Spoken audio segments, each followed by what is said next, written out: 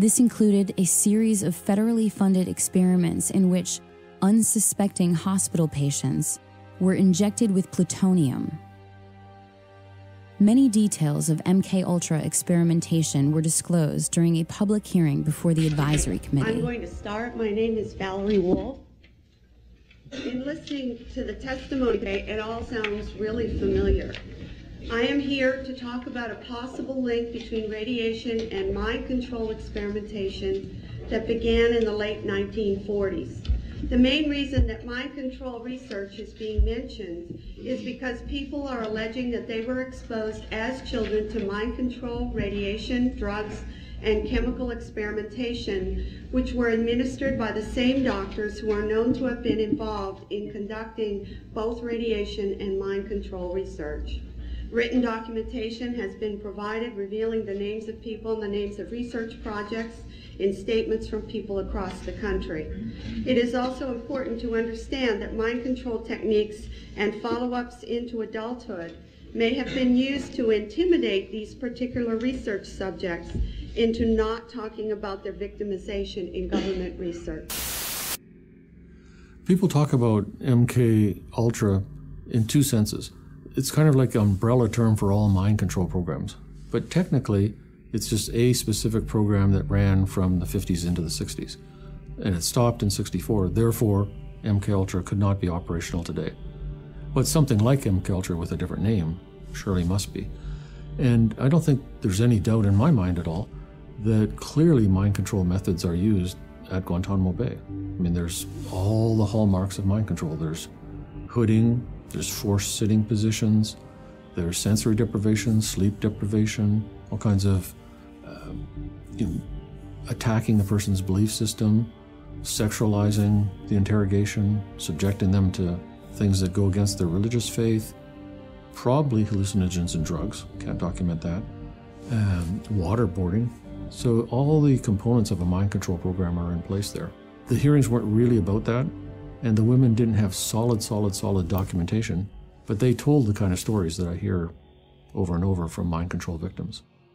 So Claudia Mullen and Christine Nicola get up on the stand in Washington and they say, yes, radiation, but it was only one part of mind control experiments that we were subjected to by the U.S. government starting out when we were children. And then somebody on the committee said, from what I've been told by witnesses, pretty much, thank you very much, and now we move on to the next witness. Right. Like, let's pretend none of this took place. In the 19th century, Franz Mesmer's brand of hypnotism entertained countless audiences, which consequently evolved, both covertly and overtly, throughout the 20th century. CIA's Dr. George Estabrooks, a graduate of Harvard University and a Rhodes Scholar, finally created methods of reliable hypnotism, enabling its application to the science of social control. George Estabrooks was a Canadian-born psychologist whose career was at Colgate University in upstate New York. As early as 1943, in his textbook Hypnotism, he described in great detail, going back to the Second World War, taking Marines or other military people, using hypnosis and other programming on them to create a new personality. So he calls that Jones A and Jones B.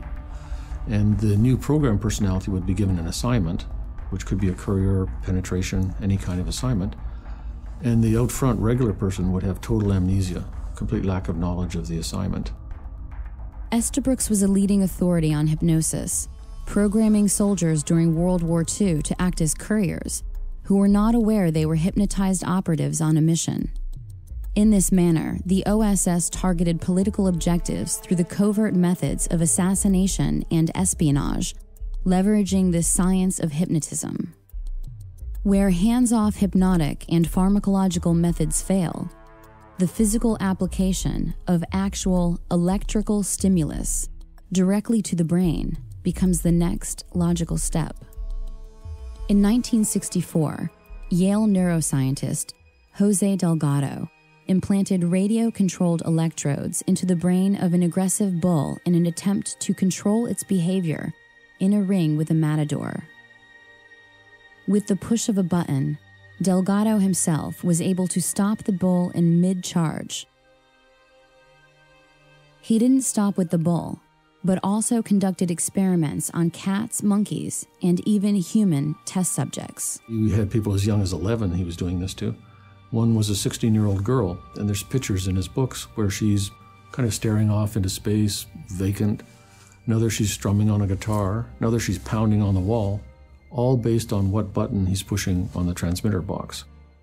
Delgado developed what he called a stimoceiver that allowed him to target specific emotions and regulate behavior by aiming radio stimulation at different regions of the brain. His idea of the future is, and this he was totally serious about and described in detail, we're going to put electrodes in the entire population, except probably Dr. Delgado himself, and a few elite generals, and we're going to control the entire population. And this is not going to be fascism, this is going to be the next step in evolution. Dr. Donald Ewan Cameron was a Scottish-born psychiatrist who was president of the American Psychiatric Association from 1952 to 53, and later first president of the World Psychiatric Association. Cameron was directly involved in the brainwashing attempts of Central Intelligence Agency's top-secret MK-Ultra mind control program. Under directives from Sidney Gottlieb and funding from the CIA funneled through various front organizations, he spent years researching and experimenting with behavioral modification techniques. It was here that the CIA funded a series of experiments, severe experiments. The work was done by the Institute's then director, Dr. Ewan Cameron. It is the closest experimentation to brainwashing yet disclosed. His work, unprecedented in psychiatry, consisted of 3 areas which he called sleep therapy, psychic driving, and the ultimate depatterning. Dr. Maurice Stanje, current head of the Allen Memorial Institute. In his psychic driving, so-called type of therapy, he would give the patient intensive electric treatment in order to make the patient regress deeply, become forgetful, and then he would attempt to implant new ideas in the mind of the patient. Now, to a layman, it would appear that Dr. Cameron was trying to take the slate and wipe it clean, the slate being the mind. In other words, brainwashing. Exactly, that's a very good comparison. Brainwashing. Yes, if you like.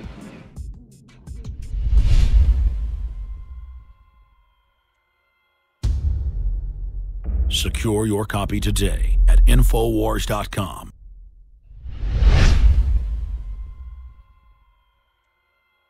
And welcome back. We are premiering State of Mind here tonight on InfoWars Nightly News. Don't forget you can get it on DVD or on Blu-ray exclusively at InfoWarsStore.com. And every order also gets other extremist material, the Citizen Rulebook with jury nullification information. Juries judge the law as well as the facts. Do you understand that? If you think a law is unconstitutional as a jury, that's your emergency vote to nullify tyrannical prosecutions. Prosecutors don't want you to know that. These corrupt judges don't want you to know that. So get the films today at InfoWarsStore.com. You can also call toll-free 24 hours a day, 888-253-3139. Now, I wanted to ask James Lane and Richard Grove, what information did they garner from MKUltra, one of many programs we know about, and how do we see that manifesting today? Well, I think one of the hierarchies that you see was Dr. Ewan Cameron. His protege was Dr. Jolyon West. Now, his protege was Dr. John Smith, and there's this whole line of these guys. Now, Ewan Cameron and Jolly West pioneered the 3 Ds, dependency, debilitation, and dread. All right, and this is what's used today in Guantanamo Bay. It makes sense that John Smith was the head of the psychiatric unit there. Now, Jolly West was an interesting character because he actually worked with Patty Hearst, Saran, Jack Ruby, and was actually consulted with the defense team with Timothy McVeigh. So it seemed like every time one of these events occurred, they bring this guy in and kind of handle, damage control. How obvious is that? I mean, it's, yeah, plain as the nose in your face. But those 3 Ds, I mean, now how these people go to these hospitals to try to get help, and they were actually doing these experiments on them. I mean, this has all come out in the open. Well, they take them to other countries. They would move them around. They would grab people's kids. I mean, it's incredible. You know, they're in Canada. I mean, these people were actually coming in for help. And Ewan Cameron tried to just completely, just wash their minds away and then build a new personality. And then come to find out, this is all part of the MK Ultra experiments. And this guy is the head of every type of psychiatric organization in the country. So policy is definitely being dictated by him. And the things they did are just amazing. I mean, electroshock, one dose of it kills massive brain cells. I mean, this is like hitting somebody upside the head with a ball-peen hammer. Richard, your take on this? They're trying to discover the parameters of the human being and how to crush our souls. They're basically, if they want to wipe a human being's mentality and program a new one, they see us like a hard drive where you could just press delete by doing some electroshock therapy. And it's all about breaking people's will and making them submit to their so-called authority. And part of the psychological warfare is that it gets a lot of people in public to support that instead of asking questions. And who gives them the right to abuse us? Again, like the UN, above the law, diplomatic immunity, these globalists. Steal $1 trillion, become a world leader. Steal $1, get arrested. Well, and they gain power by being able to predict our activities. Through predictive programming, through collecting all this information, through these experiments, they can predict how people will react in certain situations, and they can plan on that. And they can, until the herd outgrows that mentality, it's very predictable, and they're not going to change it unless you resist. Well said, Richard. Let's go back to more of the film State of Mind.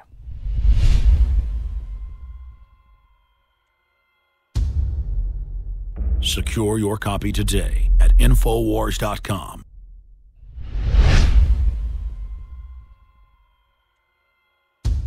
Dr. Ewan Cameron was a MK Ultra contractor. Officially, it says that he didn't have top secret clearance, but I'm sure that in fact he did. The reason I say that is he was at different times president of the Quebec Psychiatric Association, the Canadian Psychiatric Association, the Society of Biological Psychiatry, and the World Psychiatric Association. Ewan Cameron was the most famous psychiatrist in the world during the 1950s.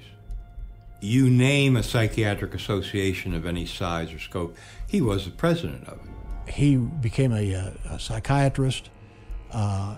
In fact, at one time, he was the president of the World Psychiatric Foundation, and he ended up immigrating over here from Scotland and was working in Canada under Sid Gottlieb, and he headed up one of the projects dealing with LSD and with different types of mind control projects that he had, especially hypnosis. His experiments were basically, there's kind of two components to it. One is psychic driving, and the other is deep-patterning. So deep-patterning is you give massive amounts of electric shock to the person, like 100+ treatments, with 6 times the usual amount of electricity per treatment. Completely wipe their minds out, so they don't know who they are, where they are, they don't recognize their children. And then once they're in that state, you can add on barbiturates and other drugs, keep them asleep for weeks at a time, or kind of like half asleep, and then play tape loops over and over and over and over. That's the psychic driving. And the tape loops will be in the doctor's voice or the person's voice, and this is all supposed to program a new personality. It has been alleged in some cases that Cameron held patients against their will for weeks at a time, drugged and unconscious, under the threat of being committed to an institution for life if they did not participate in his treatments. He began a program of torture, and I don't use the word lightly, on patients who had no idea this is why they were coming to him. They were people who came to him for therapy, for help. And he experimented on them as a torturer would to create new personalities. Cameron operated, with Rockefeller funding, at the Allen Memorial Institute in Montreal, Quebec, where he contended that it was first necessary to de-pattern the minds of his patients in order for them to have a shot at recovery. He also participated in the Nuremberg trials of 1945, interviewing many of the top Nazi defendants. After World War II and the creation of the CIA, the need for a truth drug and drugs that could perform, that the CIA could use for other purposes, increased. They turned to the Bureau of Narcotics and Harry Anslinger. And again, Anslinger anteed up Agent George White to be his lead agent in this program called MK Ultra. It started basically in 1952 in New York.